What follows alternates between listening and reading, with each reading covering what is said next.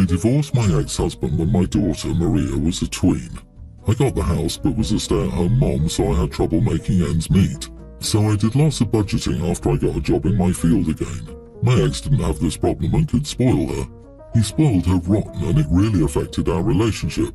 I would tell her I can't afford to get her $1,000 laptop and it would cause a huge argument about how dad is better. If I tried to get her a job, an argument happened. When she was nearly an adult, she decided to drop out of high school. I told her no. She told me it was her life and she could do what she wanted. After another argument, she left to live with her dad permanently.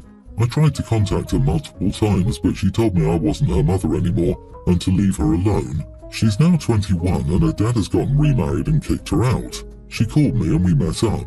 She wants to move back in and I told her only under these conditions. She needs to get her GED. She needs to be working a job at least 25 plus hours a week. She needs to look into what her career will be and either go to a trade school or college. She won't need to pay rent but needs to buy her own stuff like clothes and personal items. She needs to contribute to the shared areas. Chores, she would refuse to do them as a kid. Finally, a no partying lifestyle. She needs to focus on getting her life together, not going out every other night like she used to do, save it for the weekend. She called me a crazy jerk and said that I'm a crap mother. I informed her that she made it clear she had no mother. She stormed out and I'm getting texts.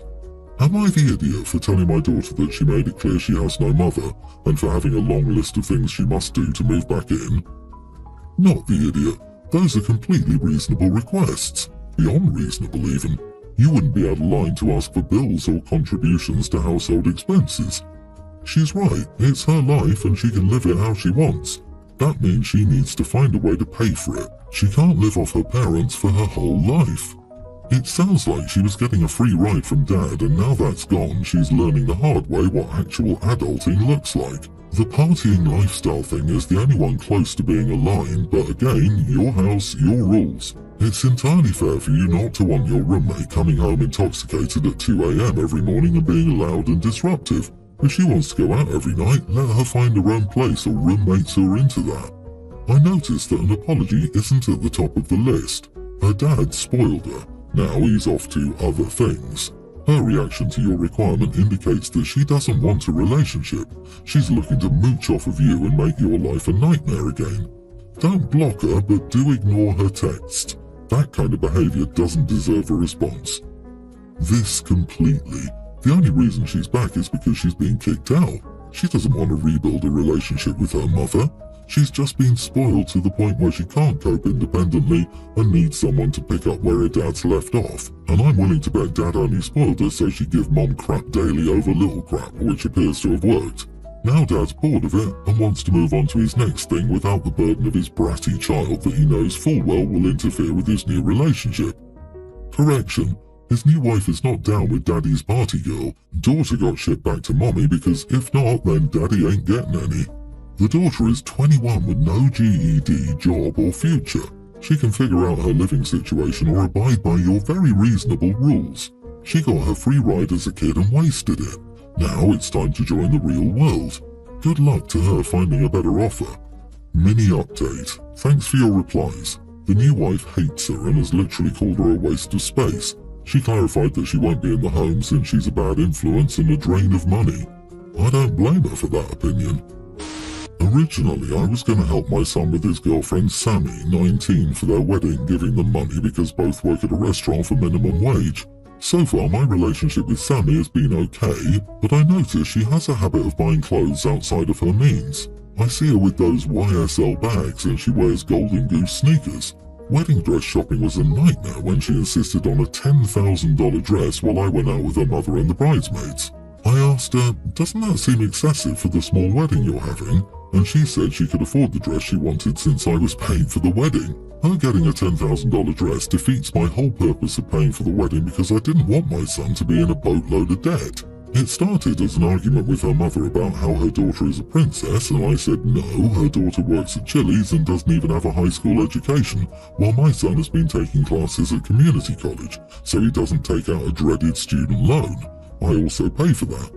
Everyone was extremely angry with me after that, and I told my son I no longer support his marriage and I would take the wedding funds for his education, but please don't marry Sammy. He hasn't been talking to me, saying he loves her, and it was really awful of me to withdraw money from the wedding because Sammy and her mom put the down payment on the dress on Sammy's mom's credit card. As of right now, if I don't help with the wedding, I'm not invited if I don't help with paying it. My son is acting stupid about the whole thing, and I don't know how to talk some sense into him without being an even bigger idiot. Not the idiot, and my favourite response to "my daughter is a princess" is now "your daughter works at Chili's." If she's a real princess, then she should have some substantial opinions on infrastructure and how to stimulate the economic growth of her kingdom without immediately resorting to waging war on neighbouring kingdoms. A $10,000 dress? Yikes! I'm flabbergasted. You are a couple, both work as servers, and you think spending $10,000 on a dress is smart? Wouldn't it make more sense to tie the knot at City Hall and ask OP to host a brunch for immediate family? But I'm also amazed at the sheer nerve of daughter-in-law's mom to say her daughter is a princess and deserves that dress. Okay, cool. Then daughter-in-law's mom should pay for it. A teenager working minimum wage should not be getting married, and definitely not in a $10,000 dress. This marriage has disaster written all over it. OP, you've worked hard to teach your son to be financially responsible, and he's marrying a child who has zero intention of living within her means. Her mother has enabled her to believe that someone else is responsible for providing everything she wants. Unfortunately, your son is young and blinded by love. The only thing you can do is continue to invest in him and his education. Talk to him about their short and intermediate plans. How do they plan on supporting themselves? Will he move into her mom's house while he finishes school, or will he drop out of college to earn enough to feed them? You might consider giving him or them a financial planning course and a round of premarital counseling. Money is the second most commonly cited reason for divorce. The first is infidelity, and your future daughter-in-law sounds ripe for cheating with someone better off than your son. I, female 39, have a very insecure daughter, a young teen, who has a depressingly unhealthy obsession with her looks. She often avoids mirrors and pictures because her mood instantly drains when she sees herself. She constantly asks her father and me if we think she's pretty, and we always tell her the same thing, that she's a beautiful girl inside and out. As I understand how most teenage girls are with their body image, as I was at one point myself, my daughter's vanity is not only becoming exhausting to those around her, but I fear it's causing her to lose herself slowly. Yesterday I decided to sit her down to chat about this, discuss what's bothering her, and see if she's willing to visit a therapist. She told me she didn't want to talk about it, but as her mother, of course, I was going to be worried about her, so I insisted. She finally agreed. A few minutes into this conversation, she asked, "Mom, I want you to be completely honest with me. That means no sugarcoating. The kids at my school think I'm ugly and say I look like a bird because I have a big nose.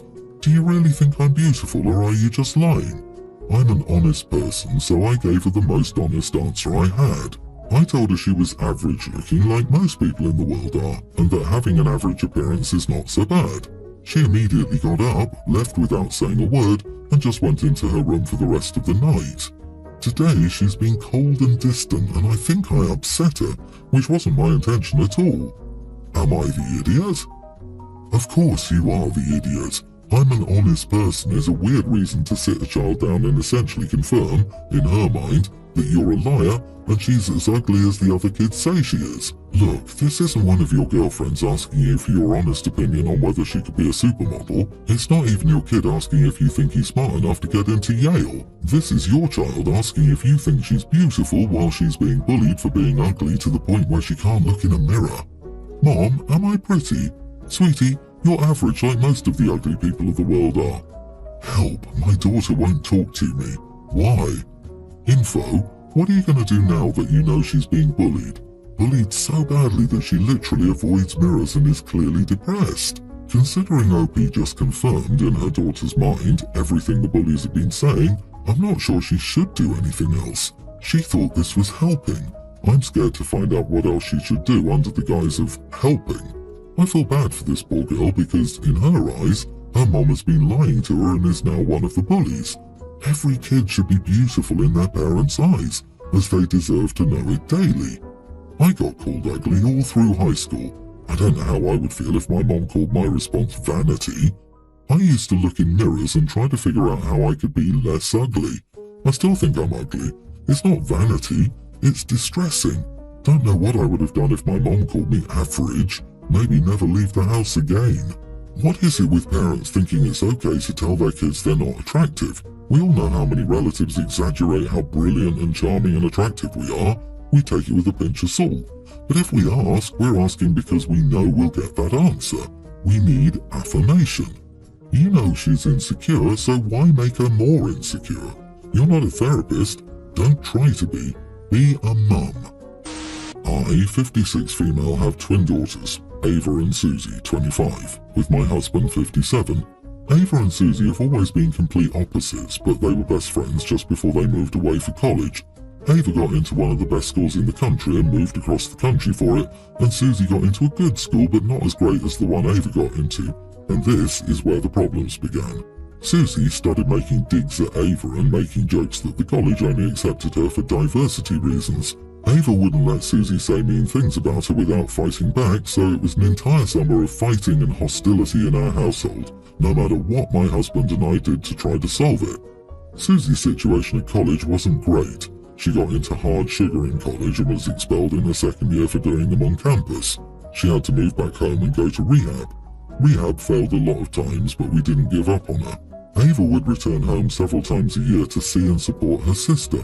We were doing whatever we could to help Susie get her life back on track. Last year was the first time Susie's rehab actually worked for months after she finished the treatment, and she even got a part-time job. Things were and still are looking promising. She hasn't gone back to sugar and she's now working 30-ish hours a week. She's exercising and writing poetry and painting. We're so incredibly proud of her. Ava graduated with an undergraduate and a master's degree. My husband and I flew to her city for both graduations. Susie couldn't come to Ava's master's graduation because she said she couldn't take the time off work. She hasn't taken time off work the entire year, so I'm kind of doubtful that she would be denied time off, but I didn't push the issue. I figured she didn't want to go. Anyway, my husband and I went and we took loads of pictures, some of which I posted on Facebook.